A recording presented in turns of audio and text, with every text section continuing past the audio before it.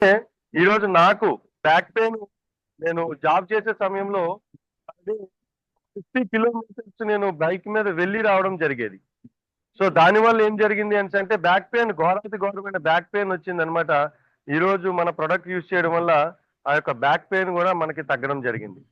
So ఇవే okay. కాదు, నేను చాలా మందికి కూడా రిఫర్ చేశాను అనమాట. ఇలా తగ్గడం వల్ల ఇది ఒక అద్భుతమైన ప్రభుత్వం కాదనమాట. మనతో పాటు ఎంతో మంది యొక్క జీవితాల్ని మనం కాపాడాలి, సమాజ సేవ మనం చేయాలి అనే ఒక దృక్పథం దీన్ని నేను స్టార్ట్ చేశాను.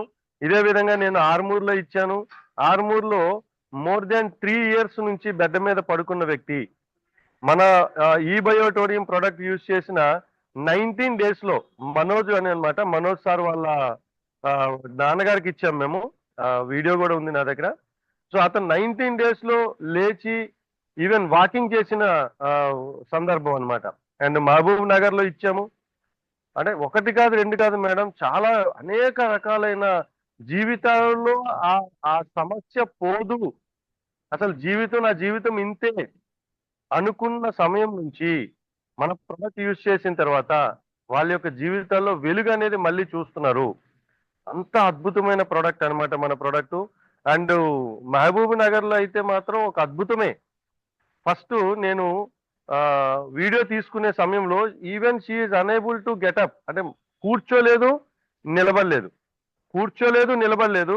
నేను వీడియో తీసుకున్న సమయంలో ఆ రోజే చెప్పా అనమాట, ఈ రోజు నేను ఈ ప్రొడక్ట్ ఇస్తున్నా, జస్ట్ 2 months లో, ఇంకొక 2 months లో నేను మళ్ళీ వచ్చి చూస్తానని చెప్పాను.